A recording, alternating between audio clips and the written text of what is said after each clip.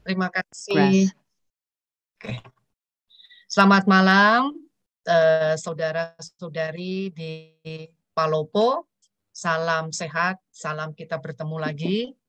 Puji syukur kita semua dalam kondisi sehat, masih dalam berkat-berkat Tuhan yang melimpah bagi hidup kita, sehingga bagaimanapun gentarnya corona menyerang kita semua, kita tetap masih dibentengi Tuhan dengan kesehatan. Semoga hidup kita ini menjadi sebuah pewartaan bagi Tuhan Yesus bahwa kasih Tuhan, terlebih lagi yang sedang mengalami pergumulan, jangan berkecil hati. Bukan Tuhan tidak hanya bekerja pada rahmat, tapi ketika bergumul pun Tuhan sedang bekerja, sedang mengajari kita untuk kuat, untuk tetap bersandar pada kebaikan dan kemurahannya.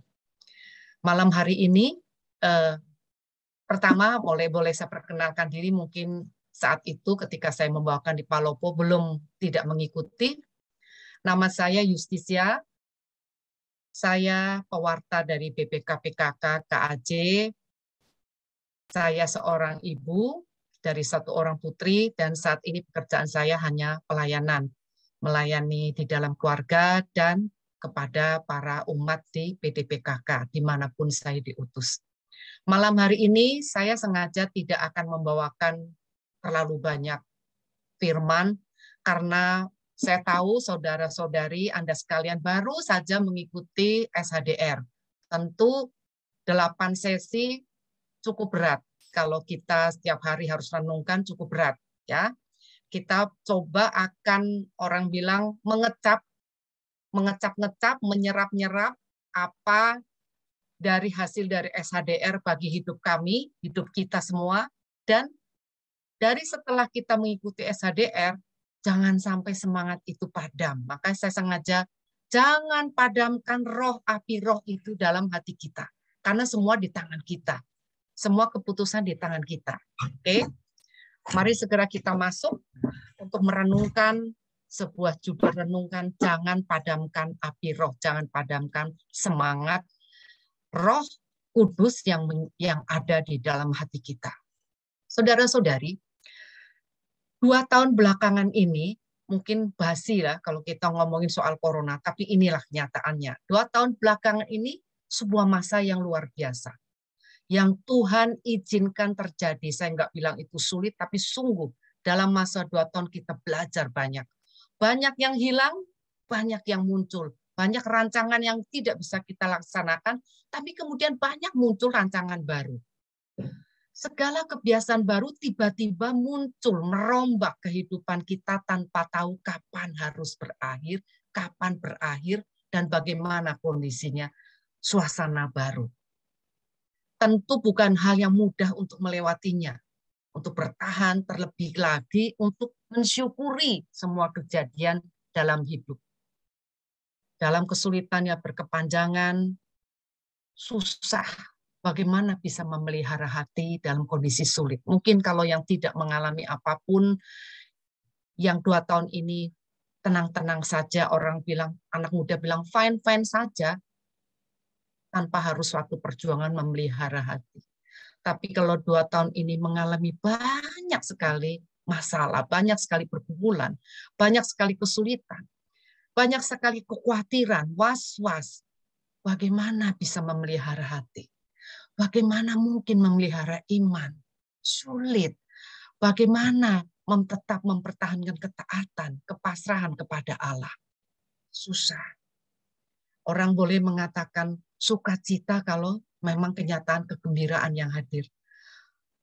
Tapi kalau yang kesulitan yang hadir, orang susah untuk bersukacita, susah. Nah inilah.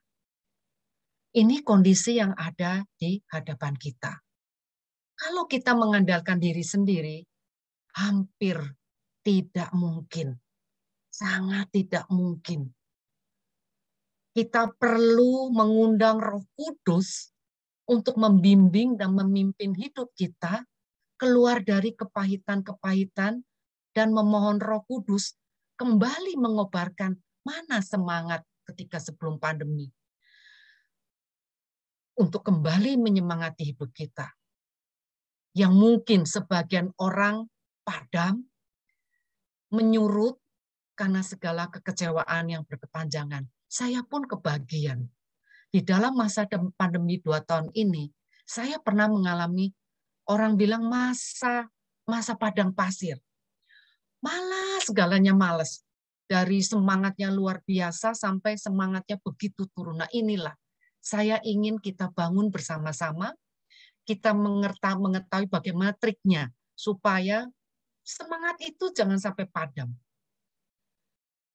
Saudara-saudari, di dalam masa pandemi ya, kembali kepada pandemi. Banyak keluarga yang kehilangan. Saya pun kehilangan teman pelayanan juga ada. Rencana yang kita akan bangun demikian sempurna, tiba-tiba tidak berlaku. Ditunda, diundur, atau mungkin batal. Dan kemudian ada teman yang sedang bergumul, harus secara rutin ke rumah sakit. Tentu perjuangannya semakin berat. Setiap rumah sakit harus antigen, biaya makin bertambah, waktu makin panjang, makin kekhawatiran, ketakutan makin bertambah. Itu kenyataannya. Kenyataan yang ada di sekitar kita.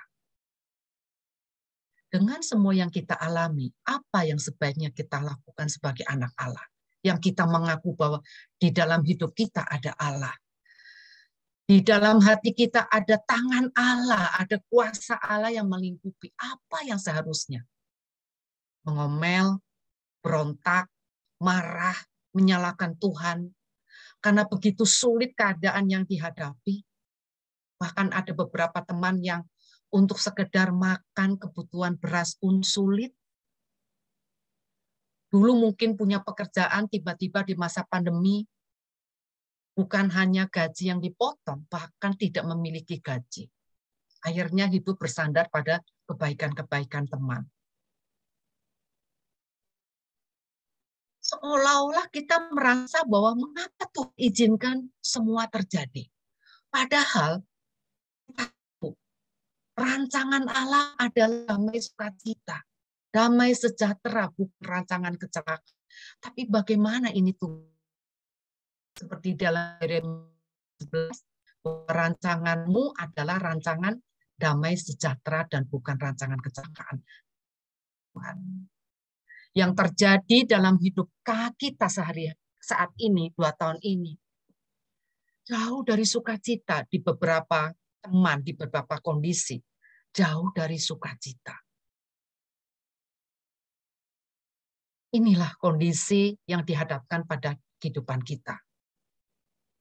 Tentu ada perbedaan bagaimana seorang anak Allah menyikapi dan bukan seseorang yang mengandalkan Tuhan untuk menyikapi keadaan kita ini. Kita masih punya iman, kita masih punya kepercayaan, dan saudara-saudari bersamaan dengan SHDR yang saudara-saudari telah ikuti. Tanggal 21-23 selesai mengikuti SHDR, mungkin saudara-saudari tidak menyadari bahwa SHDR diizinkan Tuhan terjadi bukan sebuah kebetulan.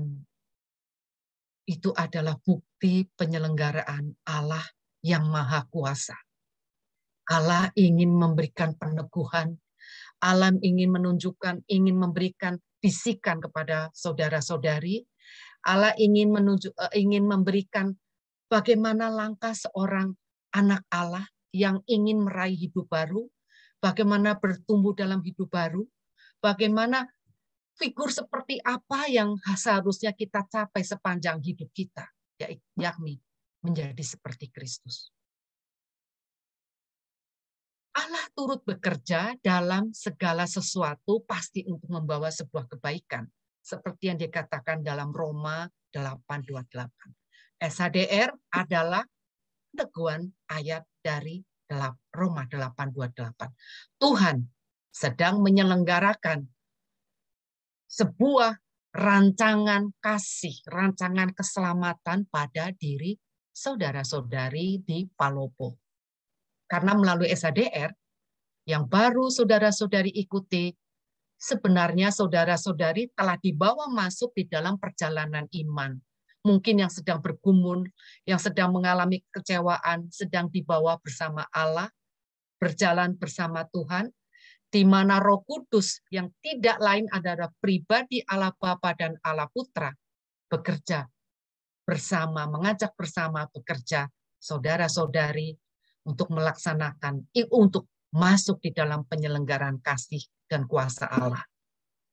Untuk mengalami pengalaman berelasi yang baru dengan Allah. Saya hanya refresh sedikit mengenai SHDR, sedikit aja. Melalui sesi-sesi SHDR, terutama sesi 1 saya masuk. Sesi pertama itu mengenai 4 kebenaran pokok. Nggak usah, jadi sesi 1 saja. Sesi 1, saudara diteguhkan bahwa Allah adalah Maha Besar, Maha Kuasa, yang secara kodrat nggak mungkin kita jangkau. Nggak mungkin kita bisa mendekat kalau itu bukan kehendak Allah sendiri. Terlalu jauh. Dan saat itu tercipta jarak antara manusia dan Allah, yaitu 4 kebenaran pokok. Allah mengasihi kita tercipta jarak karena dosa. Kita membutuhkan penyelamatan dan Yesus Kristus sang penyelamat. Inilah bahwa secara kodrati Allah tidak mungkin dijangkau. Jauh. Manusia apa? Manusianya setitik dibandingkan kuasa Allah yang maha tinggi. Karena kasihnya, saya katakan karena Allah yang sangat mengasihi kita. Allah itu bucin, orang bilang. Sangat jatuh cinta kepada manusia. Dengan cinta yang teramat besar kepada manusia. Sehingga seluruh rancangannya adalah rancangan penyelamatan. Saya sering mengatakan Allah itu seperti ibu yang begitu care kepada anaknya. Kesini dia takut anaknya jatuh. Kesini dia takut anaknya terjerumus. Selalu diangkat, dia akan pagari manusia itu dengan namanya pagar kasih. Seperti yang dikatakan pemazmur, ya engkau Allah, penyayang, pengasih, panjang sabar, dan berlimpah kasih setia. Ini Allah kita. Allah yang terlanjur jatuh cinta kepada manusia dan akan selalu membanjiri, melingkupi manusia dengan cintanya yang maha tak terbatas. Dan cinta inilah alasan Allah selalu menawarkan penyelamatan yang seperti itu di dalam sesi 2. Supaya apa? Supaya kita layak memanggil dia sebagai Bapa. Nah, kenapa begini demikian?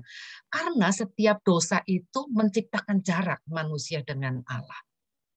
Jangan berpikir dosa seperti apa yang mampu menciptakan jarak kepada kita kepada Allah. Oh, kalau kita melanggar 10 perintah Allah, selalu kita berbangga, saya sih kalau mati ya lah, Mas. Tapi penyucian lah. Karena saya nggak berdosa terlalu besar lah, dosa-dosa kecil. Nah, kita sering merasa bahwa keamanan begini. Ya, tidak melanggar 10 perintah Allah, saya tidak berzina, saya tidak membunuh, saya tidak mencuri, merasa aman. Tapi saudara-saudari, saya hanya sedikit memberikan contoh. Makanya ketika saya mendengarkan contoh ini, ada ketakutan dalam diri saya. Ya ampun Tuhan, kalau dosa selembut ini, saya tidak layak masuk surgamu. Nah, bayangkan ya, misalnya, ini kebetulan di Palopos ini saya kenal dengan namanya Sis Tresia. Seandainya saya punya rancangan jahat kepada Sis Tresia dalam hati. Ini saya begini, saya benci banget ini, saya dendam sama Tris. Tapi tidak saya ungkapkan. Ketika bertemu saya bisa cair, tapi kebencian itu ada di dalam hati. Relasi saya dengan Sis Tresia berubah tidak? Tidak berubah. Baik-baik saja, fine-fine saja. Tapi saudara-saudari perlu tahu, ketika saya menyimpan dendam di dalam hati, sebenarnya relasi saya dengan Allah sudah tercipta. Inilah, selembut inilah dosa. Jadi untuk itulah Allah hadir. Karena apa? Kadang-kadang manusia tuh nggak ya udahlah kecil. Saya tahu nggak melakukan dosa besar, padahal dosa kecil inilah dapat menciptakan jarak yang digambarkan dengan jurang. Tuhan di sisi ini dan kita di sisi ini. Yang mampu menjembatani ini hanya Yesus Kristus. Dan Tuhan mempersembahkan putranya yang tunggal bagi kita. Itu bukti apa? Bukti Tuhan itu bucin sama kita. Ini istilah anak-anak sekarang. Bucin, budak cinta. Itulah Tuhan sangat mengasihi kita.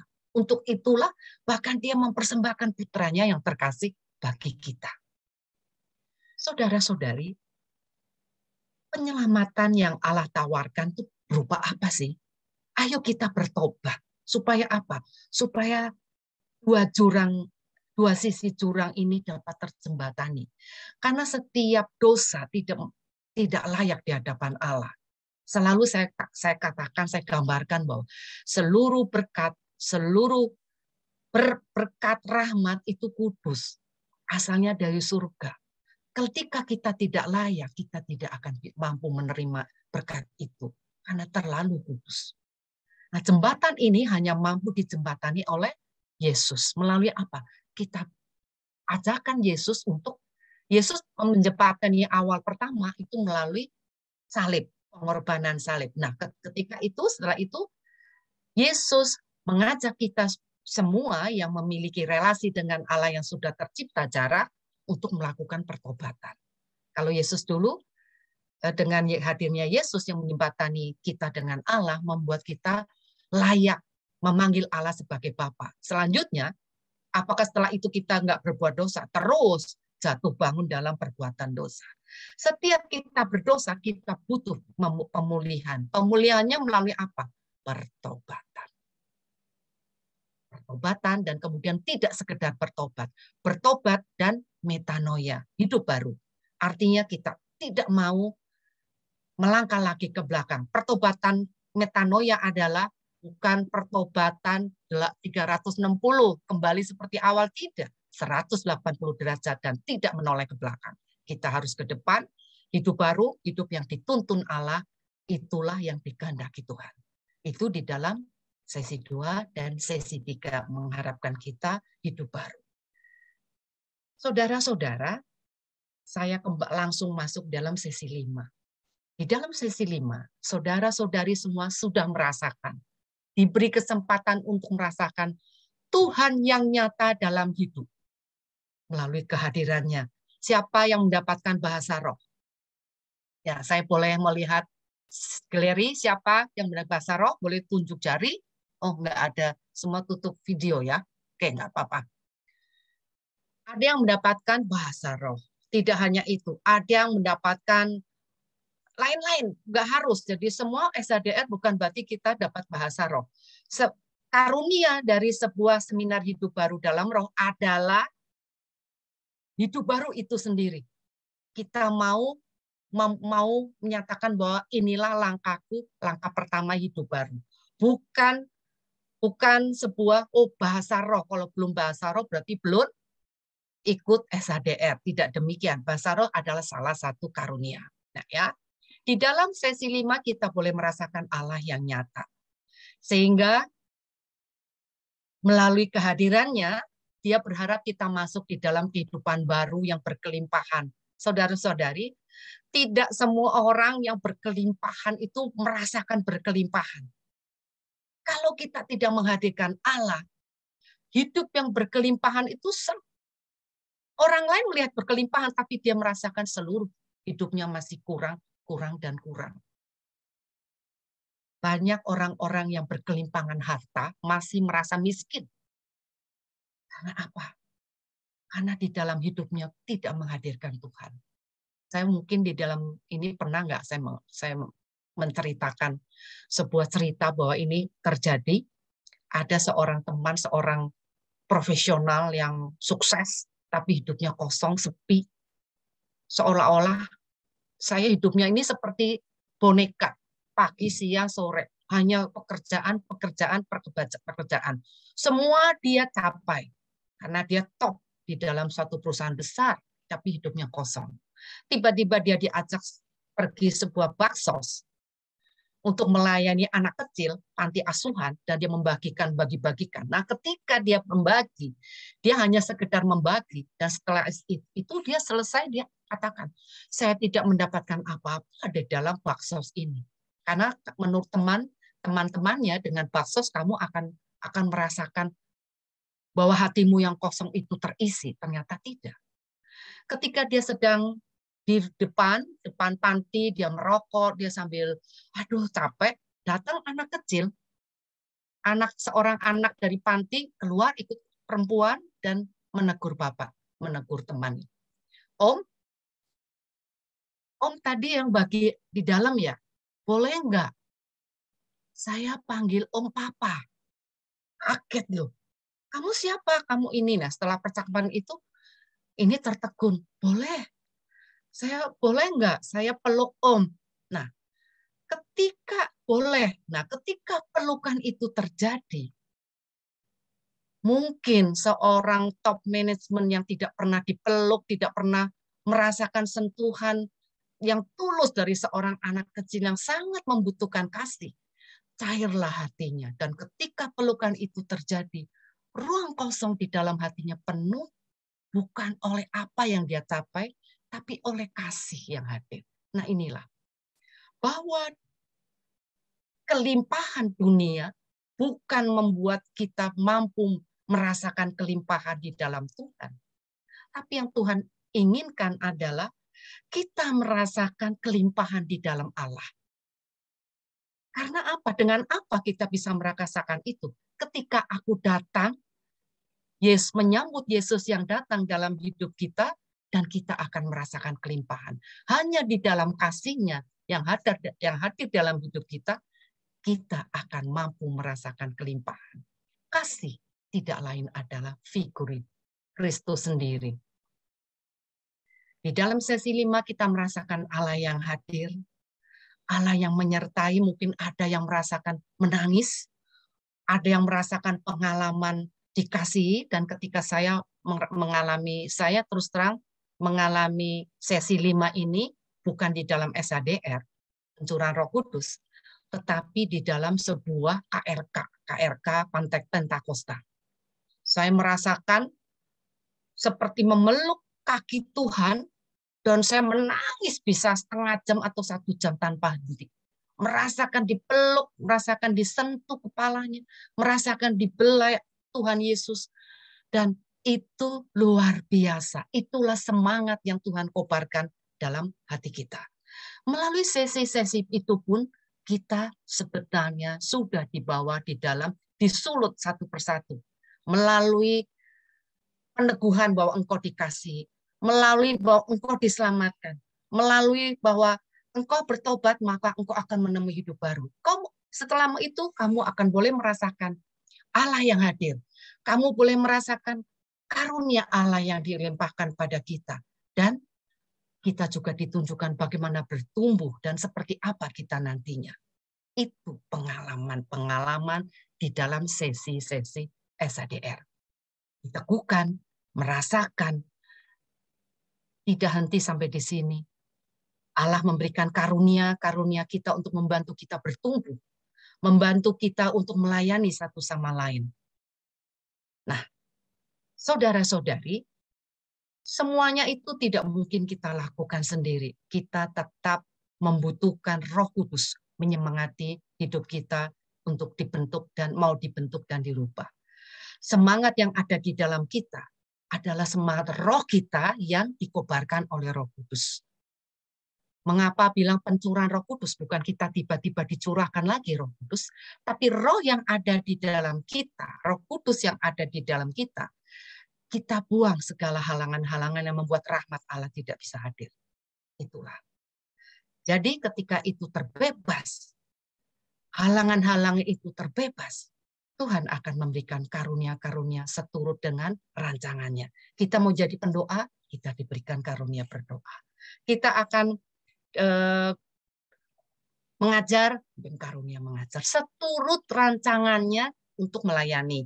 Kalau kita, kita diberikan karunia hikmat, dan lain sebagainya. Ya, saudara-saudari, semangat baru yang dikobarkan oleh Roh Kudus semangat untuk hidup baru, semangat baru semangat untuk hidup seturut dengan kehendaknya. Jangan biarkan padam. Saya anggap saudara-saudari itu dalam kondisi on fire. Sekarang bilang on fire, dalam semangat yang menggebu-gebu.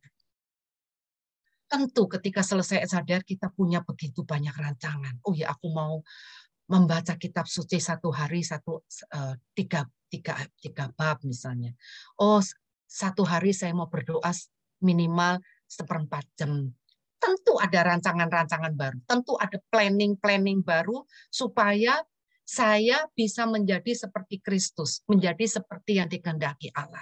Jangan padamkan semangat itu. Jangan padamkan, karena ketika kita berpaling lagi, tidak membiarkan semangat itu bertumbuh, semangat itu akan berangsur-angsur padam, surut. Seperti yang dikatakan dari Roma 12:11, hendaknya jangan biarkan kerajimanmu kendor, biarlah rohmu menyala-nyala. Inilah, ayo. Nah, melalui renungan malam ini, saya hanya ayo refreshing. Ini juga bagian dari pengalaman saya bagaimana saya pertama kali berjalan bersama Tuhan. Dari sebuah KRK, sebetulnya paling resmi itu KRK, karena saya mengalami disentuh, mengalami Tuhan yang hidup. Kalau dulu apa benar sih? Tuhan benar nggak ada? Tuhan benar nggak mengasihi aku? Nah, ketika di dalam sesi 5, sungguh merasakan ada yang bisa berbahasa roh. Ketika berbahasa roh, meskipun saya tidak mengerti, bahkan orang lain tidak mengerti, tetapi ada sebuah kedamaian yang luar biasa. Ada mungkin orang yang punya pergumulannya seolah-olah terlepas. Siapa yang melakukan semua itu kalau bukan Roh Allah yang maha mengasihi kita, yang bucin sama kita? Atau mungkin setelah SHDR, orang bilang kita kembali pada trek lama, pada hidup lama, kenyataan hidup lama. Dulu ketika SHDR, pergumulannya nggak ingat, tapi ketika begitu SHDR langsung ingat, oh si A ini pernah nipu saya. Wah, saya ditipu, kalau nggak dia tipu saya sudah kaya raya. Wah, dia nipu saya. Sehingga saya jadi susah seperti ini dan lain sebagainya. Kembali pada hidup lama. Seolah-olah apa yang kita alami itu Tuhan tidak pernah menggenapi janjinya. Tuhan membiarkan kita sengsara. Saudara-saudari, SHDR sebuah ajakan hidup baru. Namun, hidup baru itu bukan sebuah momentum. Hidup baru adalah sebuah proses. Bukan ketika kita berkomit, saya mau hidup baru, selesai sampai di situ, tidak. Ketika saya mau mengatakan pertama kali saya mau hidup baru, artinya tangan kita saat itu langsung digenggam oleh Allah. Ketika mau digenggam, saya berarti ikut dalam jejak Allah. Ketika ada batu, kita nggak boleh. Tuhan berhenti, ada batu, nggak enak, mundurlah. Tidak. Harus pikul salib, kita harus pikul salib. Sangkal diri, kita harus sangkal diri. Ketika kita sudah mau hidup baru, artinya kita harus mau masuk di dalam proses Allah. Prosesnya itu proses yang pikul salib, sangkal diri. Ketika kita mau di dalam tracknya Allah, mau masuk di dalam jalurnya itu ada kayak seperti kereta api, jalur Allah. Percaya. Api semangat kita bukan padam, makin menggebu. Bahkan orang lain bisa terheran-heran. Saya ceritakan pengalaman saya ketika 2000, sebutnya momentum saya ketika ikut KRK itu 2013. Ketika itu saya ikut KRK dan kemudian saya tersentuh untuk ikut sebuah retret Romo Halim, almarhum Romo Halim yang mengadakan. Dan Saat itu Romo Halu memberi kesempatan saya untuk maju ke depan, untuk bersharing. Entah apa yang terjadi, saya seolah-olah, saya ketika itu merasa bahwa saya itu seperti kerasukan. Karena saya tidak bisa berbicara di depan umum. Saya orang di belakang, introvert. Tapi tiba-tiba saya berani berbicara, menceritakan pengalaman saya, bagaimana saya disentuh Tuhan. Dari awal itu, saya mengikuti begitu banyak pengajaran. Senin sampai Jumat itu full saya belajar. Saya bingung, kalau saya ulangi lagi mungkin saya nggak sanggup. Senin sampai Jumat itu saya full ikut pengajaran, Sabtu Minggu saya pelayanan. Harus 6 jam dalam 1 minggu untuk ikut pelayanan. Syaratnya ketika itu karena saya baru, saya harus melayani 6 jam. Dan saya juga tugas di paroki sebagai prodiakon. Minggunya harus saya sebagai prodiakon. Saya sendiri bingung kalau memikirkan itu, tapi itu terjadi. Karena apa? Saya on fire dalam kondisi semangat saya menggebu-gebu. Sehingga capek tidak terasa capek. Jarak saya dengan pusat belajar itu sekitar 20 kilo, sekitar 20 kilo. Saya harus setir sendiri. PP pulang belajar itu sekitar 9:30 malam. Belajarnya malam. Kelas malam, jam 7 sampai 9:30. Itu Senin sampai Jumat. Sabtu Minggu pelayanan. Minggu kadang double pelayanan gereja. Kenapa bisa lakukan? Karena saya on fire. Semangat saya menggebu-gebu. Jangan biarkan semangat ini menggebu. Ketika semangat saya menggebu, saya pakai berapa kira-kira 3 tahun saya belajar. Belajar kitab suci, belajar menjadi pewarta, belajar menjadi pengajar. Itu saya tempuh mulai tahun 2014. Saudara-saudari, semangat itulah yang memberi saya kekuatan. Mengandalkan diri sendiri nggak mungkin, karena saya tipikal orang introvert, saya di belakang layar. Tapi ketika Tuhan mau pakai, tidak ada yang tidak mungkin. Dan semangat itulah yang membuat kita mampu. Karena apa? Karena saya percaya, saya di dalam tangan Allah. Saya percaya saya berjalan di dalam trek Allah. Meskipun harus sangkal diri dan pikul salib. Berapa kali saya dikatakan, bahkan suami saya mengatakan sendiri, kamu ini lebih sibuk dari biarawati. Bagaimana mungkin kamu hidup seperti ini? Biarawati aja tidak seperti kamu. Saya hanya terdiam. Tapi entah, karena semangat inilah yang membuat saya terus maju. 3 tahun kemudian, nah, saya sudah mengurangi begitu banyak. Hanya sesekali training, ada TC, tapi setelah itu enggak. 3 tahun saya menempuh Senin sampai Jumat. Saya ingat dengan apa yang dialami oleh Abraham.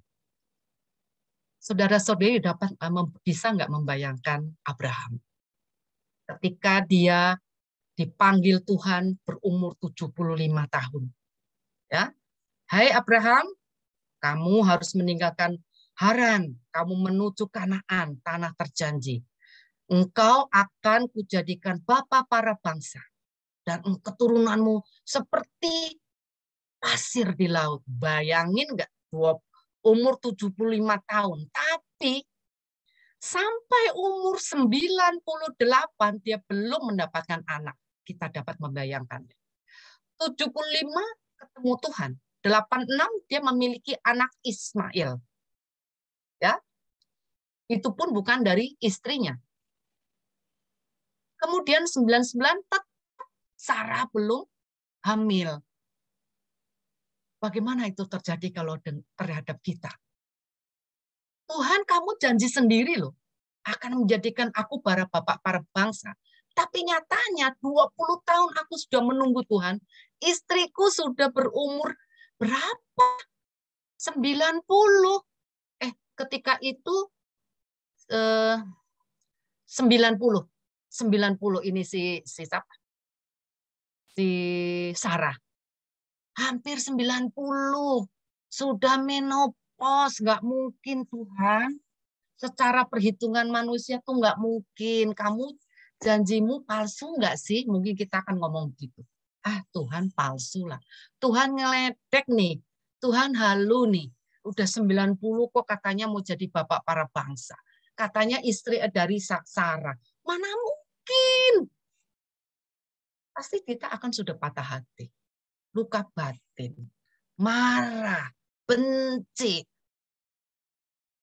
Tuhan nggak bisa dipegang janjinya. Tapi nyatanya tidak terjadi pada Abraham. Dan Tuhan genapi. Ketika Abraham berusia 90 dan 100 dan Sarah 91, lahirlah Ishak. 25 tahun dari pertama kali Allah memberikan janjinya, 25 tahun kemudian baru digenapi. Bagaimana kalau terjadi pada kita? Karena dia melihat apa? Dia melihat percaya. Dia melihat bahwa mengharapkan kepada Allah itu bukan sebuah kesia-siaan. Inilah yang mau saya bawa kepada saudara-saudari di Palopo. Siapa tahu ada yang sedang bergumul. Ayo kita hidupi iman, percaya Abraham, supaya api yang ada, api pengharapan, api iman, api kasih kita kepada Allah tidak pernah padam.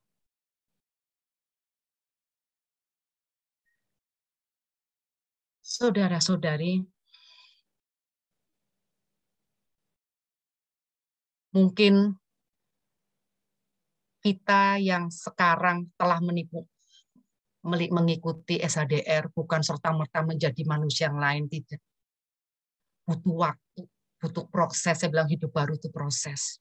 Yang dulu pendendam, mungkin harus mengikis satu persatu perlahan-lahan. Saya dulu seorang pendendam. Kalau saya disakiti, saya tidak langsung akan membalas, tapi saya simpan dalam hati. Ini seperti Bunda Maria, tapi negatif. Saya simpan dalam hati. Bukan saya balas, tapi saya nggak mau. Saya akan selalu menjaga jarak. Jadi saya membuat pagar. Saya tidak mau mengenal engkau lebih jauh, engkau tidak baik terhadapku. Itu statement, pagar. Nah, itu untuk membuang pagar itu butuh waktu. Kalau seorang yang pemabuk bukan berarti setelah SHDR langsung jadi manusia baru, tidak mabuk lagi. Tidak. Roh yang ada di dalam kita, semangat yang menyala-nyala akan memenangkan setiap keinginan untuk mabuk. Percaya. Tapi roh itu harus terus dijaga. Harus dijaga api nyala rohnya. Ketika kita membuat api unggun, tanpa terus diberikan kayu, tentu seberapapun besarnya api itu suatu saat pasti akan padam. Tapi kalau kita terus jaga, kita terus sediakan kayu, terus daun-daun kering, saya yakin api unggun itu, api semangat kita tidak akan padam. Dan bagi yang boros, bisa hidup boros, apa langsung begitu SHDR langsung tas Hermes langsung dijual. Tidak dong, tidak seperti itu. Tapi ketika kita hidup baru, kita akan merasakan, waduh, saya nenteng-nenteng tas 500 juta. Misal ini lo ya, bukan kalau punya tas 500 juta bukan berarti dosa loh. Bukan berarti dosa, tapi misalnya punya sampai satu rumah, sedangkan tetangga tidak bisa makan. Ya kalau pakai jangan di depan dia lah. Nanti membuat dia jadi patah hati. Misalnya. Nah, nanti kepekaan-kepekaan itu akan muncul. Oh ya, pakai jangan di depan dia. Kasihan. Dibeli beras aja susah, saya nenteng 500 juta. Misalnya. Tentu di dalam Palopo tidak ada yang seperti ini. Dan punya tas mahal bukan dosa. Boleh. Tentu boleh. Itu kalau kita sudah setengah mati bekerja, ingin memiliki sesuatu yang lebih untuk menyenangkan hati itu, tidak ada masalah. Setelah tangan ini sudah rajin membeli. Kalau kita, maaf, kalau kita belum menjadi bendahara yang baik, hendaknya lakukan itu dulu. Lakukanlah menjadi bendahara yang baik. Ya. Terus kemudian yang punya kebiasaan-kebiasaan yang lain, misalnya maaf, yang narkoba. Narkoba itu sulit loh. Bukan berarti SHDR langsung besok tidak narkoba lagi. Itu butuh kekuatan yang orang bilang konsisten, yang kuat, yang tekad, baru bisa merubah. Allah merubah kalau kita mau bekerja sama dengan Allah. Allah berteriak-teriak kalau telinga kita tutup. hikmat itu tidak akan sampai pada hati kita. Nah, setelah ikut SHDR, wah, saya sudah aman. Saya sudah ada pencurahan Roh Kudus, sudah ngikutin sesi. Percaya nggak? Sesi itu pasti lupa. 3 bulan aja sudah lupa. Nggak mungkin kita ingat. Saya bisa ingat karena sebetulnya saya mengajar. Saya bisa ingat sesi ini, isinya ini karena saya mengajar. Bagi yang tidak mengajar, rasanya 1,5 tahun juga pasti lupa. Hanya poin-poin tertentu yang akan ingat.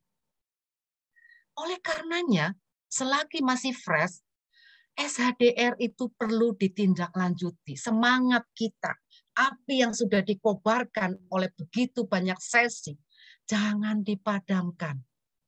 Karena sekali lagi, hidup baru itu bukan momentum. Bukan ketika 1 Januari langsung tahun baru, deng. Iya, awal tahun baru. 1 Januari. Tetapi misalnya 1 Februari masih tahun baru loh. Itu hidup baru itu proses. Sampai kapan? Sampai kita terakhir di Yerusalem baru. Hari ini harus lebih baik dari kemarin. Hari kemarin harus lebih baik dari kemarinnya lagi. Itu hidup baru. Hidup baru setiap saat dan setiap hari. Itulah. Jadi api semangat itu harus kita jaga. Api semangat itu harus kita pelihara dari hari ke hari. Lalu bagaimana kita caranya? Cara supaya kita selalu on fire. Langkah awal kita mau berjalan bersamanya, yang kita sebetulnya telah dimulai, mungkin ada yang sudah memulai, tapi bersama dengan SHDR, katakanlah melalui SHDR, saya menetapkan langkah pertama saya mau berjalan beriringan bersama Allah, mau dipegang Allah, mau berjalan dalam trek Allah, pikul salib, sangkal diri. Ketika kita mau, kita komit, pasti api itu tetap menyala. Karena apa? Karena melalui relasi kita, itu yang menjaga api kita tetap menyala. Semangat kita tetap menyala. Apa api itu? Satu ya, saya ambil contoh. Ini sebetulnya adalah jari-jari pertumbuhan. Di dalam sesi 6 sudah dibicarakan. Satu, api doa. Doa itu apa sih? Dulu ketika belum SHDR, mungkin doanya itu isinya litani. Apa litani? Tuhan saya mau ini, Tuhan saya mau ini, Tuhan saya ingin ini, Tuhan saya semoga anak saya semua sukses, Tuhan saya ingin beli rumah besar, Tuhan saya kamarnya 2 nggak cukup, Tuhan saya pengen punya lantai 2. Doa itu adalah mengarahkan hati untuk menciptakan relasi dengan Tuhan dan bukan lintani yang berisi keinginan-keinginan yang harus dikabulkan, yang ingin dikabulkan. Gak usah minta, Tuhan tuh maha mengerti. Saya membayangkan tuh saya seperti seorang ibu. Ketika saya di Jakarta belanjanya di Mangga 2. Ketika saya Mangga 2, itu rancangan di kepala sudah banyak. Oh, anak saya ini ya, baju atasannya udah rusak loh. Oh, baju dalamannya apanya rusak.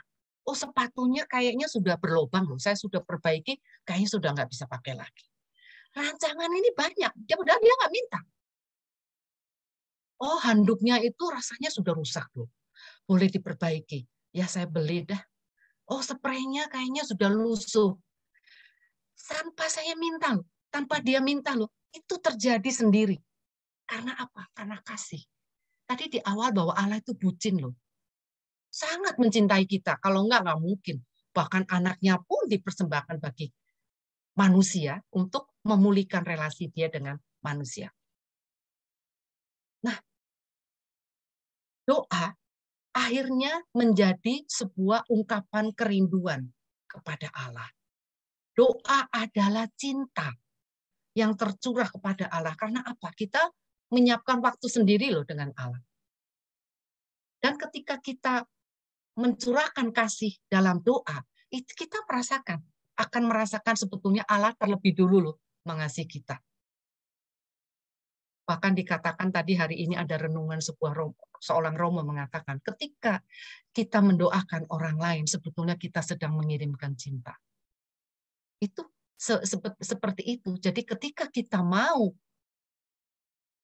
menciptakan relasi, menciptakan komunikasi dengan Allah, sebetulnya kita sedang menyatakan, Tuhan, aku mengasihi Engkau. Tanpa meminta apapun, Tuhan seperti ibu yang sangat mengasihi Allah yang sedang berbelanja. Nggak usah minta. Segala kebutuhanmu akan dicukupi. Bahkan ketika saya mengharapkan Tuhan, saya kalau boleh Tuhan, saya ingin memiliki penghasilan 1 bulan 5 juta Tuhan. Supaya apa? Supaya saya bisa leluasa beli ini. Tuhan bisa kasih kita bukan sekedar 5 juta. Karena Tuhan tahu kita akan dipakai lebih lagi. Oh, aku akan pakai engkau karena engkau bendahara yang bijak.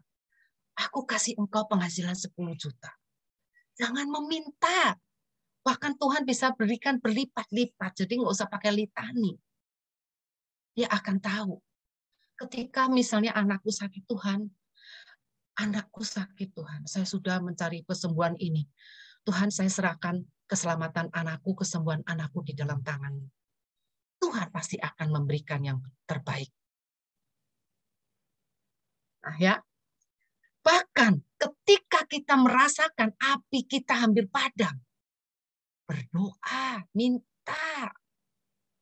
Mintalah roh Allah yang diberikan, yang hadir bersama kita, Roh Kudus, mintalah kekuatannya untuk kembali mengobarkan api rohnya dalam hidup kita. Kemudian selain api doa, yaitu api firman. Satu hari harus kita luangkan sekian waktu untuk berdoa. Jangan cuma 5 menit. Jangan pula berdoa malam-malam, sudah capek, sudah mandi, misalnya kita sudah beraktivitas harian, mandi capek, kita selonjorin kaki, langsung doa Bapa Kami. Aminnya pasti besok pagi. Ngantuk. Jangan berikan sisa hari, tapi berikanlah yang terbaik bagi Allah. Bangun pagi, mandi, berdoalah terlebih dahulu sebelum melakukan segala kegiatan. Kita persembahkan waktu yang prime time. Bukan habis waktu sudah lelah. Selonjor kaki, mungkin kakinya diselimutin sambil doa takut dingin, tidur. Bapak kami aminnya besok pagi. Nah itu dulu saya lakukan. Bapak kami di tengah-tengah lupa, diulang kalau udah ngantuk. Akhirnya terlelap, besok paginya baru amin. Nah tidak seperti itu. Kita punya waktu sekian untuk doa dengan taat dan setia. Kita harus komit bahwa setiap hari kita harus punya waktu. Bayangin, kalau persepuluhan adalah waktu, 10% waktumu adalah milik Allah. Berarti apa? 2/4, 2,4 jam adalah milik Allah. Jadi persembahkan, ada waktu yang kita persembahkan bagi Allah secara rutin. Misalnya setengah jam berdoa, setengah jam membaca firman. Karena apa? Merenungkan firman setiap hari, firman itu menjadi hidup. Dan ketika firman itu menjadi hidup, kita rindu untuk menghidupi firman. Ketika kita akan melakukan sesuatu, kita diingatkan oleh firman. Dan kebutuhan untuk menghidupi firman, membaca firman, merenungkan firman, menjadi kebutuhan primer di samping makan, kebutuhan fisik. Selama ini kan kita, Tuhan tuh nggak pernah protes, kita nggak baca firman, kita nggak doa, Tuhan tuh nggak pernah protes. Itulah kita berpikir bahwa Tuhan tuh maha baik loh. Kita nggak pernah protes, kita tinggal minta ampun, sudah. Tapi enggaklah, kita mulai ketika kita hidup dalam api rohnya, kita hidup yang jujur. Jujur bukan berarti nggak menipu. Maksudnya jujur, kalau kita sudah komit dengan Tuhan setengah jam, ayolah komit. Nggak usah muluk-muluk. Tuhan, saya mau berdoa dengan kamu 2 jam. Nggak usah. Itu akhirnya tidur. Misalnya 1/4 jam, tapi kita rutin dan komit. Nah, dengan menumbuhkan kerinduan kita membaca firman, dan firman itu menjadi santapan jiwa kita menjadi hidup. Jadi apa? Menghidupi firman, jiwa kita menjadi hidup. Hidup maksudnya apa? Bahwa kita akhirnya punya relasi dengan roh Allah, dengan rohnya yang hidup. Akhirnya apa? Semangat kita makin berkobar untuk mengenal, untuk masuk di dalam kehendak Allah. Setiap mau berbuat apa diingatkan, oh ya firman tuh nggak boleh loh. Setiap nggak bisa mengampuni orang, aduh 70 kali 7 ngampuni 2 kali aja susah Tuhan. Nah, tapi kan ada kerinduan kita untuk berusaha dan berusaha. Dan apa yang membuat kita mampu melakukan itu? Semangat. Semangatnya siapa yang memberi? Roh Kudus, Roh Allah. Terus kemudian api apa yang harus kita pelihara supaya nggak mati? Itu api kasih. Kasih itu saya lebih karena dalam sesi ke-6 sebetulnya 4, tapi saya tambahkan itu ekaristi, yaitu kasih. Kerinduan kita untuk merasakan kasih Allah secara nyata di dalam ekaristi. Mungkin di Jakarta masih belum memungkinkan karena kami biasanya masih online. Jadi kalau di daerah mungkin sudah offline, manfaatkan waktu itu untuk merasakan Allah secara nyata. Nah, ini pengalaman saya ketika pertama kali jadi prodiakon, luar biasa. Itu boleh berdiri di altar, di bawah salib Kristus yang di mimbar. Itu bukan main merasakan kasih yang luar biasa. Di dalam ekaristi kita merasakan kasih Allah yang hidup di dalam hosti. Bahwa Allah yang mau berkorban, Allah yang mau mengasihi kita, Allah yang mencintai kita tanpa syarat. Itulah di dalam ekaristi. Jadi api kasih. Ketika api kasih itu sudah terbentuk, kita akan melihat, akan bahagia, melihat orang lain bahagia. Dan cara yang paling cepat untuk membuat orang bahagia adalah dengan mengasihi, dengan memberi, dengan bersyukur, dengan bersyukur pun kita bisa menciptakan kasih, rasa kasih. Karena ketika kita bersyukur, kita merasa disyukur, merasa dikasih Allah, kita ungkapan syukur adalah pasti kasih. Selain itu adalah api pelayanan. Saya hanya cek, waktu saya masih berapa lama ya? 5 menit lagi. Oke, saya itu singkat ya.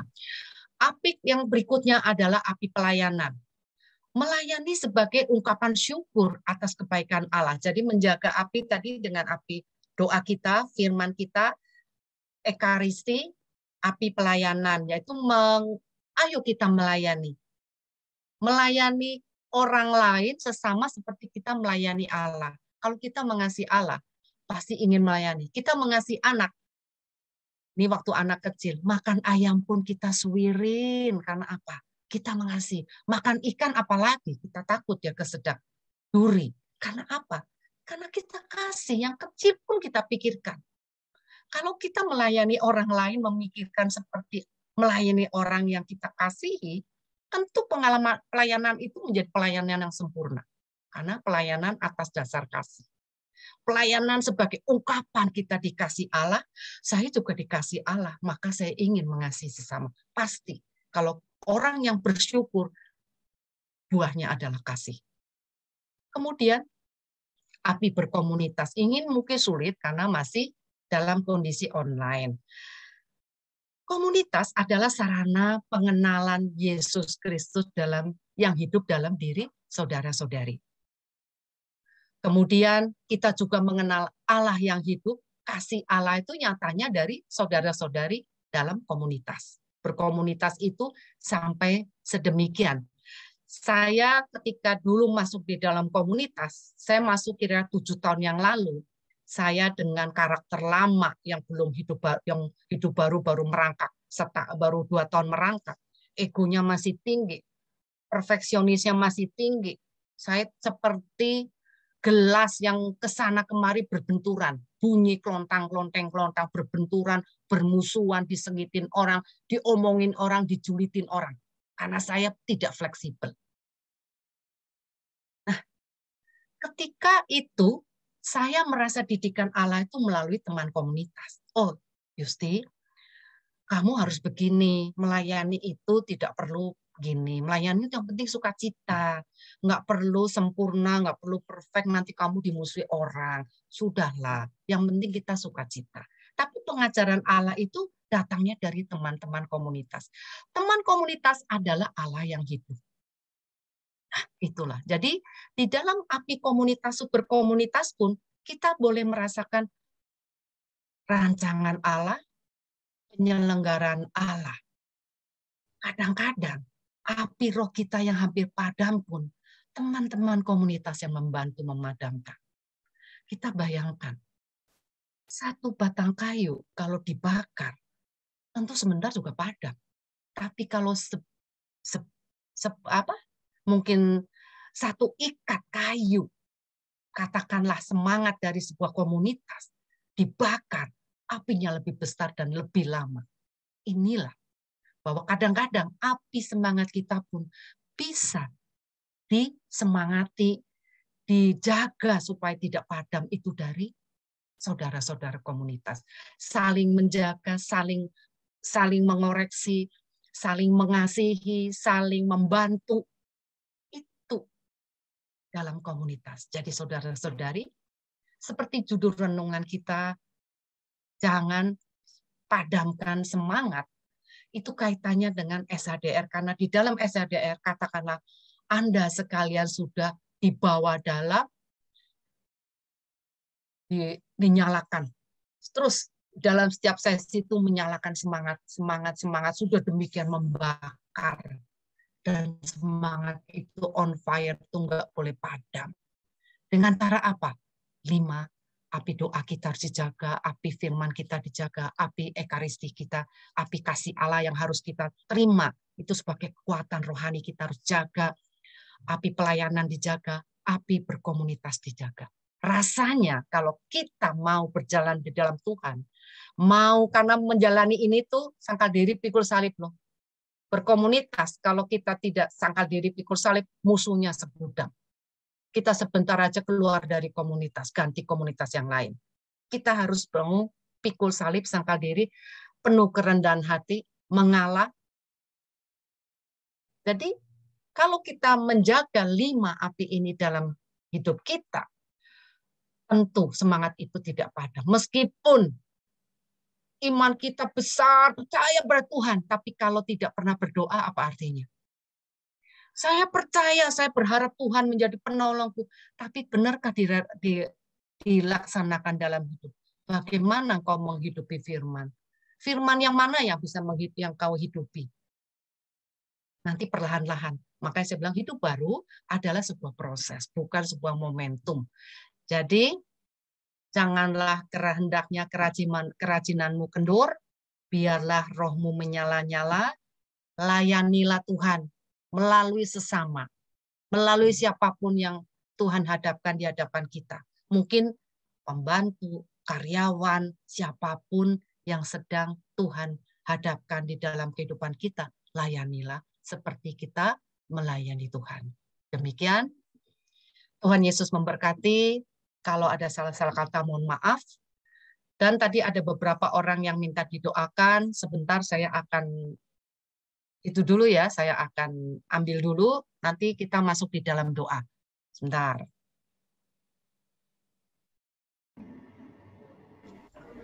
Mungkin sambil nunggu kita boleh sharing dulu ya. Boleh. Saya sambil tulis ya. Oke, terima kasih buat firman-nya hari ini. Terima kasih. Ya, semoga kita boleh dikuatkan melalui firman hari ini.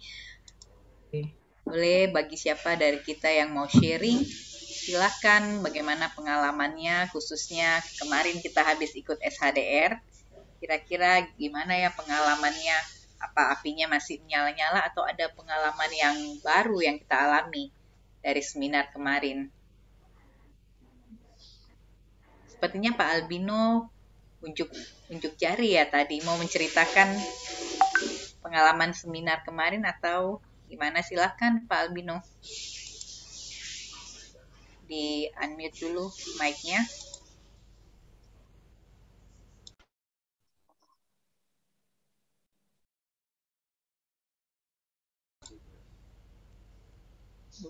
Boleh di unmute dulu mic-nya Pak, belum kedengaran suaranya.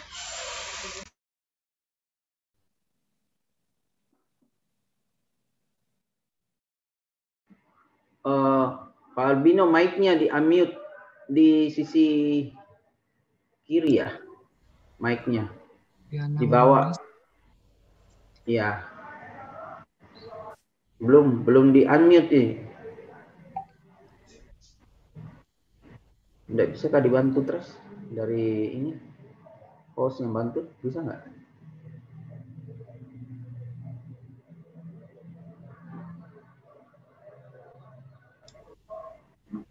Ya, selamat malam. Ya, oke, silakan Pak.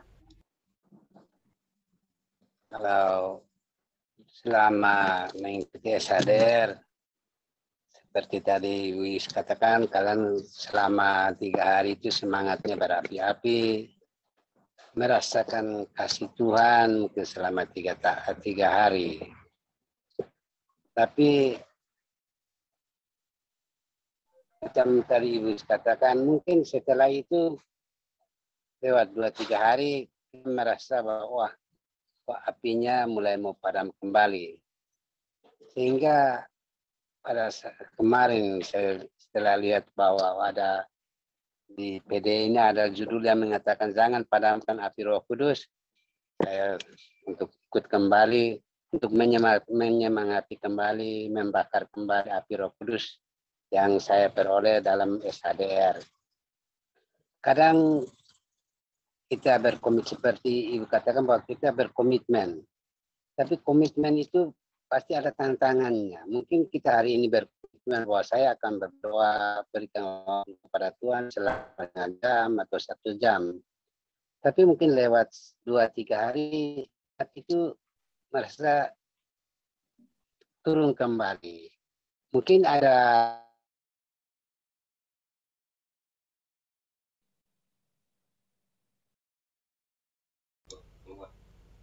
Ya, sepertinya signalnya Pak Albino. Mungkin tadi pertanyaannya, mungkin ada tips dari Bu Justisia gimana biar apinya itu tidak padam. Jangankan 3 bulan, 3 hari saja sudah mau mulai redup-redup. Jadi, kira-kira gimana tipsnya tuh? Nah, sebetulnya tadi kuncinya adalah komitmen. Kalau komit, kita pertama kali dipaksa dulu deh. Nggak dipaksa nggak mungkin, karena dari itu kebiasaan. Dari biasa, saya dulu biasanya adalah berdoa, sudah selesai semua, udah capek, udah sekolah capek, yang 3 tahun capek, malam-malam, ya tadi katakan ditutup selimut, aminnya besok pagi. Kadang-kadang doa Bapak kami itu diulang-ulang karena lupa karena nggak konsen. Nah itu pertama kali itu kita harus memaksakan diri, dipaksa karena segala sesuatu orang sangkal diri, pikul salib. Harus ada sesuatu yang kita pikul, harus sesuatu yang kita sangkal, yaitu kemalasan kita harus kita sangkal. Jadi karena Allah itu bukan nomor 1 loh. Kalau nomor 1, nomor 2-nya layak nggak? Tapi yang utama, jadikanlah Allah itu yang utama. Jadi bukan jadikanlah Allah nomor 1. Saya berdoa dulu tapi setelah itu misalnya maaf, setelah itu saya nipu, nggak boleh. Jadi nomor 1 berdoa, nomor 2 perbuatan yang tidak Tuhan kehendaki, tidak demikian. Kalau kita mengutamakan Tuhan, tidak ada kedua ketiga yang Tuhan tidak kehendaki. Jadi jadikanlah Tuhan yang utama, yang terutama bagi hidupmu. Jadi kalau ketika Tuhan yang utama, tidak ada kedua ketiga yang tidak Tuhan kehendaki. Tentu semuanya diselaraskan dengan yang utama. Jadi bukan jadikan Tuhan yang nomor 1. Nomor 2-nya apa? Nomor 3-nya apa? Itu loh. Dan itu harus dipaksa. Pertama kali harus memaksakan diri. Saya ketika membaca kitab suci dulu, pertama kali saya dalam pergumulan, itu jam 3 pagi saya baca kitab suci. Saya pasang weker, setiap jam 3 pagi saya baca, saya duduk baca, saya seperti baca kitab suci, seperti baca buku Kopenghu. Jadi seperti saya sengaja mengambil Kisah Para Rasul yang menarik, yang seperti novel. Kisah Para Rasul saya baca, itu bacanya tuh bersambung. Hari ini saya misalnya kuatnya cuma 1 bab, ya sudah. Besok sambung, saya kasih stabilo mana yang remanya mana, terus tanpa berusaha untuk saya memahami.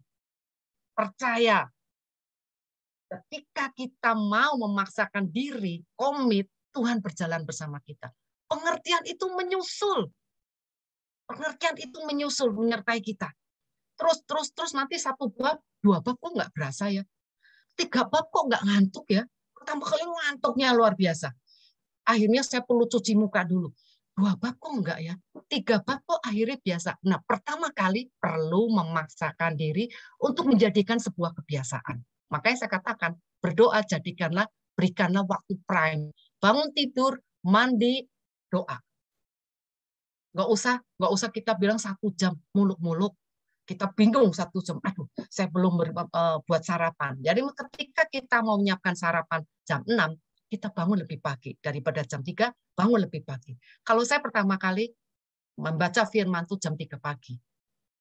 Jam kerahiman ketika itu. Jadi jam 3. Nah, anak saya waktu itu sekolah jam 7 pagi, saya harus antar sekolah. Saya berangkat dari rumah jam 6. Saya nggak mungkin jam 3 bangun sampai jam 6, jam 4 langsung jam 6 bangun, nggak mungkin. Akhirnya tuker.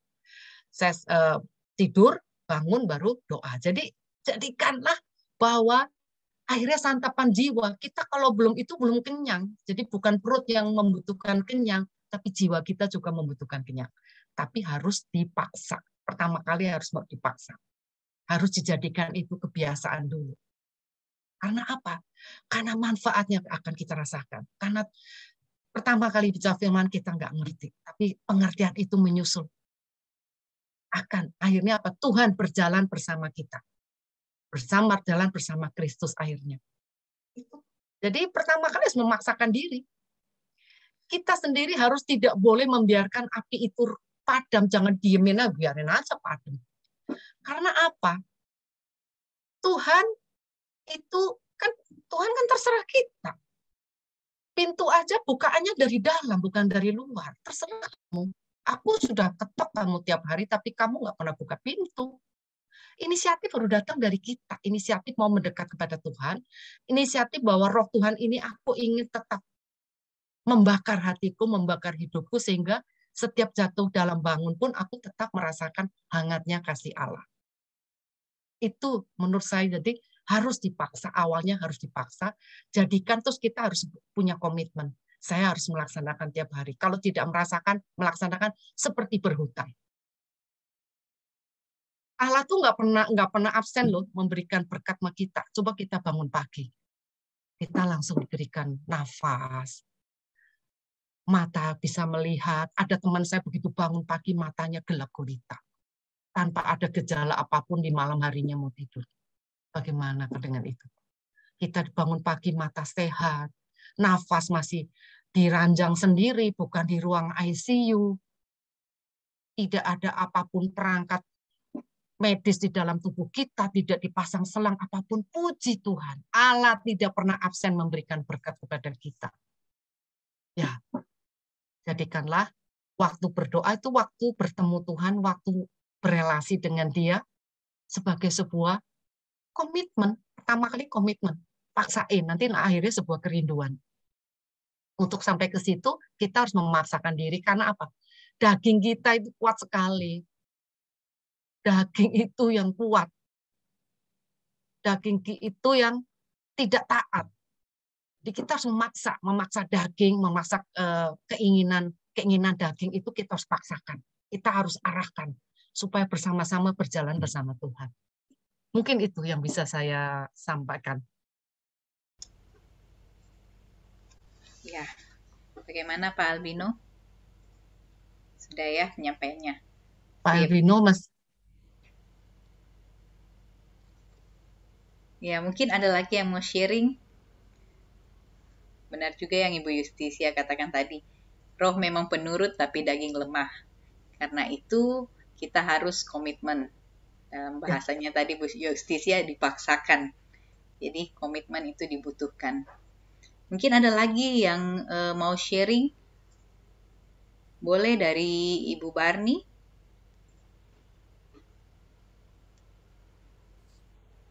Oh, ada yang raise hand. Juliana Moni, silakan. Silakan di-unmute.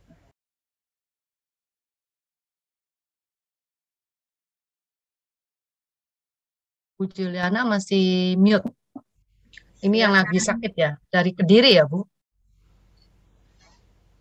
Boleh di-unmute atau videonya dibuka. Mungkin dia kepencet ya. Ini, dah. Silakan, Sis. Lagi sakit. Iya. Mohon maaf, saya mau tanya, tapi bukan apa bisa dibilang di luar komitmen maksudnya. Saya kalau bisa jawab, saya akan jawab. Kalau enggak, kasih saya WA, saya akan jawab melalui WhatsApp ya. Baik. Ini biasanya kalau saya berdoa, mohon maaf sebelumnya. Biasanya kalau saya berdoa, saya harus di tempat yang berdoa, biasanya di tempat yang sepi. Kalau misalnya kalau saya sedang berdoa, ada yang masuk kamar atau tutup pintu, saya diam. Itu gimana maksudnya? Hanya itu yang saya bertanya. Terima kasih. Ibu, ada orang gini ya, sedang berdoa rosario. Ketika ada orang masuk kamar, langsung diulang lagi dari depan. Ketika sudah lagi doa lagi, suaminya ketok diulang dari depan lagi. Nah, ini saya sudah sekedar bagi saya ya. Doa itu bukan mantra loh. Doa itu bukan mantra. Jadi ketika misalnya nih, kita sedang berdoa, tiba-tiba di depan pintu ada orang ketok, tamu yang penting, tetangga lah, misalnya tetangga ada yang membutuhkan sesuatu yang urgent, kita tinggalkan doa, karena Tuhan sendiri mengapa? Kasih melebihi ibadat loh. Jadi nggak masalah, doa itu bukan mantra. Kita berdoa, sekalipun kita berdoa berjam-jam, kalau hati kita tidak terarah kepada Tuhan, itu juga sebuah kesia-siaan. Ya, doa itu sebetulnya adalah mengarahkan hati kepada Tuhan. Bahkan, saya teringat ada salah satu cerita.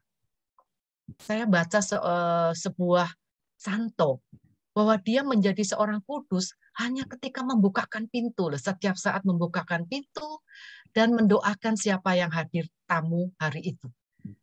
Dibuka pintu tamunya, dia doakan. Nah, dari itu rupanya apa yang dipersembahkan kepada Tuhan melalui doa itu adalah yang diterima Tuhan. Jadi apa? Karena dia hati yang menyembah. Bahkan Bu Yolanya misalnya sedang menyapu sambil berdoa boleh nggak? Boleh. Tapi berdoa sambil menyapu nggak boleh. Karena waktunya berdoa kita sambil menyapu nggak boleh. Tapi menyapu sambil berdoa itu boleh. Bahkan setiap kegiatan kita, jadikanlah itu saat berdoa. Apapun. Ketika kita menyiram tanaman, kita bisa berdoa, terima kasih Tuhan. Ciptaan luar biasa, Kau berikan kepada kami. Keindahan surga yang luar biasa. Nah ini terima kasih Tuhan. Terima kasih Tuhan. Nah ketika kita sedang pergi ke kuburan, kita pun bisa sambil berdoa. Bukan berdoa kepada yang dikubur. Tuhan Yesus, mungkin orang ini semasa hidupnya ketaatannya kepadamu luar biasa Tuhan. Berikan ketaatan seperti itu, kecintaan kepadamu seperti itu karena Engkau adalah Maha Kasih, Maha Cinta. Apapun kita bisa jadikan saat berdoa ketika hati kita mengarah kepada Tuhan. Jadi apapun yang kita temukan dalam hidup itu selalu mengingatkan akan kasih Allah. Mengingatkan atas kebaikan Allah dan layak menjadikan kita untuk bersyukur. Jadi apapun Ibu, menurut saya ketika doa tiba-tiba ada yang ini sebetulnya paksakan saja, lanjutin aja, nggak apa-apa. Mungkin terdistract sedikit, nggak apa-apa. Tapi kalau berhenti pun ya nggak apa-apa. Ibu nggak merasa nyaman, nggak apa-apa. Tapi bukan berarti Bapak ke Rosario langsung diulang dari depan. Tidak usah, karena doa itu bukan mantra. Doa itu adalah ungkapan hati. Jadi kita lanjutkan lagi. Tentu kita bisa memberitahu pada orang teman, keluarga, bahwa saya berdoa ya, mohon ya. Saya soalnya kalau udah berdoa, misalnya ada orang itu, saya nggak bisa konsentrasi doa. Jadi itu. Atau carilah waktu di mana Ibu Yuliana tidak terganggu. Waktu di mana? Misalnya saya ke jam 3 pagi, bebas. Nggak ada yang ganggu. Saya bisa baca. Jika anak dulu saya sekolah, anak saya masih SMP, itu saya pagi-pagi doa. Karena dia libur sekolah misalnya sekian. Oh, saya doa jam 3. Nggak terganggu. Bebas. Nah, setelah itu, dukanya diganti. Bangun lebih pagi, doa. Tapi kan sebentar sudah ribut. Mereka mau sekolah apa-apa kegiatan, mau prasekolah, mau sekolah kan ribut di rumah. Yang ini kaos kaki hilang lah, ini apa itu. Nah, carilah waktu di mana Ibu Yuliana merasa lebih leluasa. Kalaupun itu sangat mengganggu. Kalau enggak, ya sudah abaikan saja. Kalau bisa belajar untuk bisa berdoa dalam segala suasana. Ya udah doa saja. Kalau enggak ya mungkin diam sendiri. Doa kan nggak perlu mengucapkan sesuatu. Kadang-kadang hati diam. Saya kalau ke gereja hanya di depan sakramen Maha Kudus. Saya diam. Tuhan, Engkau tahu apa yang aku resahkan, apa yang aku rindukan, apa yang aku butuhkan. Semuanya hamba serahkan di dalam tangan-Mu, di bawah kaki-Mu Tuhan. Di dalam tangan penyelenggaraan. Sudah, saya hanya berdiam, mempersembahkan waktu, mempersembahkan kebersamaan dengan Tuhan. Mungkin bisa memberikan sedikit input buat Ibu Yuliana, mau memilih yang seperti apa, memilih jam lain, atau mengabaikan, tetap lanjutkan, atau memberikan informasi ke orang rumah bahwa saya mau berdoa, tolong kalau ada perlu, sebentar ya, saya 10 menit berdoa misalnya. Itu loh, jadi ada kerjasama dengan orang lain, mengatakan bahwa saya mau berdoa, atau mencari waktu lain. Tapi doa itu bukan mantra, jadi nggak usah diulang-ulang. Oh ya, saya tadi, Bapak kami baru 15 kali. Diulang lagi, lama-lama nggak doa deh. Karena capek. Nah itu. Jadi doa itu bukan mantra, doa itu ungkapan hati. Lakukanlah senyaman mungkin. Apapun Ibu Yuliana mau, apapun. Doa dimanapun, kapanpun. Kita mau berelasi dengan Tuhan, bahkan dengan cara terdiam, memandang keindahan orang. Misalnya saya melihat, mengagumi Ibu Yuliana yang cantik. Aduh Tuhan, luar biasa ciptaan-Mu. Kau menciptakan segalanya sempurna, terima kasih Tuhan. Nah itu apapun kita bisa menjadikan sebuah ungkapan syukur dan terima kasih, bahkan penyembahan kepada Allah. Apapun. Jadi doa itu dengan cara apapun, apa yang kita pilih. Cuma ya tadi sebaiknya ya tidak jam sisa, karena jam sisa pasti kita nggak konsentrasi, udah capek, maunya tidur. Saya lakukan. Bapak kami, aminnya besok pagi. Apalagi? Terima kasih. Ya, baik. Sis Juliana gimana? Penjelasannya sudah oke ya? Ya, semoga kalaupun tidak bisa berdoa, kita cukup mungkin juga bisa memandang salib Yesus. Jadi menggunakan sarana-sarana apa yang membuat kita bisa masuk ke dalam doa. Tidak ada lagi yang mau sharing? Saya pengen tanya, pengalaman apa yang didapatkan di SADR? Siapa yang bisa berbahasa roh, yang dapat bahasa roh? Iya, boleh. Siapa yang dapat bahasa roh? Yang dapat bahasa roh? Ini ya. Kalau yang belum dapat bahasa roh, jangan berkecil hati. Banyak teman-teman saya dapatnya justru setelah SADR loh. Setelah SADR, terus lakukan pujian penyembahan sendiri di rumah ketika berdoa, selipkan pujian, dan seperti yang dituntun ketika doa pencurahan Roh Kudus kan, haleluya, haleluya. Nyanyikan haleluya berulang-ulang. Haleluya, haleluya, haleluya, haleluya, haleluya. Nanti akan. Kalau memang Tuhan berikan karunia itu pasti akan diberikan. Dan tidak harus di dalam seminar itu, di luar seminar pun banyak yang mendapatkan setelah seminar, ya pujian penyembahan sendiri dan mendapatkan. Oke, sepertinya Ibu Barni mau ngomong, silakan. Ayo, Bu Barni silakan. Iya, terima kasih. Saya cuma mau katakan di sini bahwa Tuhan itu sungguh luar biasa menolong hidup saya. Ya, iya. Puji Tuhan. Kenapa saya katakan seperti itu ya? Di dalam proses pemurnian iman, pemurnian atau apa sih Bu namanya ya itu. saya banyak mengalami pergumulan. Ya namanya saja kita baru belajar, kadang menyalah, kadang suap-suap, kadang gimana gitu. Nah, seperti kemarin, bukan secara kebetulan saya bisa mengikuti SHDR, karena kalau saya tidak salah 2 minggu sebelum SHDR, Adik Tresia pernah tawari saya.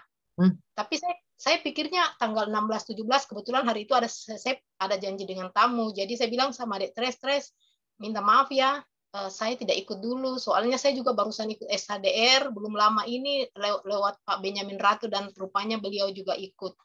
Tapi waktu hari Jumat, tiba-tiba saja saya digerakkan, dan memang hari itu hati saya galau. Kenapa? Karena suami saya mau berangkat tugas. Ya biasalah Bu, tinggal mau berjauhan, bukan karena kenapa mikirin apa sih, orang dia mau pergi ke daerah Banten, sementara di sana kemarin kan pusatnya gempa biasa.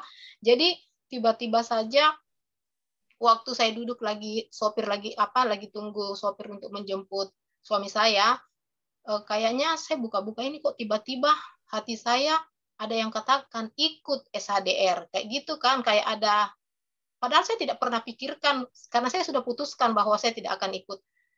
Terus saya tiba-tiba WA Tres, masih bisa ya daftar? Oh iya, sebenarnya sudah tutup, kayak gitu.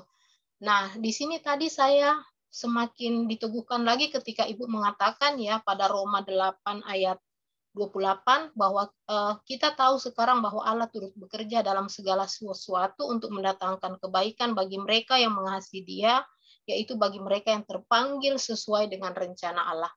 Jadi dalam kehidupan saya itu Bu, setiap kali saya mengalami ada sesuatu yang saya merasa terbelenggu, puji Tuhannya, Tuhan selalu mengirimkan orang-orang yang baik melalui komunitas, lewat persekutuan doa, ada saja, dan saya percaya itu adalah tuntunan Roh Kudus, dan saya siap untuk dibentuk menjadi lebih baik lagi, tetapi memang itu tidak semudah membalikkan telapak tangan, karena seperti yang waktu ikut SHDR Benyamin Ratu, beliau mengatakan bahwa jangan mengira bahwa setelah SHDR itu semuanya akan baik-baik saja. Ternyata memang itu kita semakin diproses, semakin lebih mau diproses lebih baik lagi.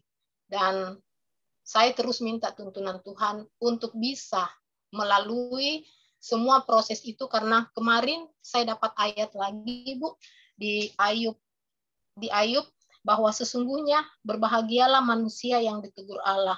Sebab itu janganlah engkau menolak didikan yang Maha Kuasa, karena Dialah yang melukai, tetapi juga yang membebat. Dia yang memukuli, tetapi yang tangannya menyembuhkan pula.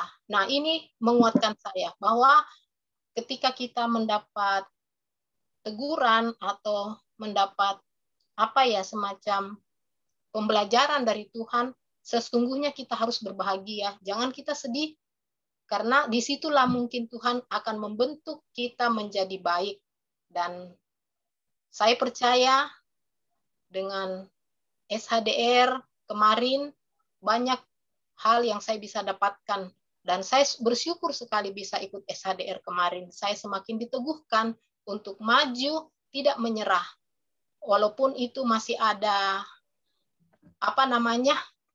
biasalah proses, tapi saya imani bahwa Tuhan akan menuntun saya untuk menjadi pribadi yang lebih baik lagi, terutama lewat hidup berkomunitas. Dan betul, hidup berkomunitas itu sangat menolong kita. Kita tidak bisa hidup sendiri ketika seperti inilah ikut PD, dan ini adalah kayaknya baru kedua kalinya saya ikut PD Palopo. Terima kasih, itu dari saya sharingnya Bu. Ya, itu tadi Ayub 5:17 ya Bu. Iya benar, ayat 5:17 sampai ayat 18. Iya. Ada lagi? Oke, terima kasih buat sharingnya Ibu Foni. Semoga kita sama-sama di sini boleh saling menguatkan. Ya, terima kasih Adik Tresia yang selalu mendukung juga. Sama-sama Ibu Foni. Terima kasih kembali. Ya, baik. Karena waktu kita juga sudah menunjukkan pukul 9 di sini, kita ada beberapa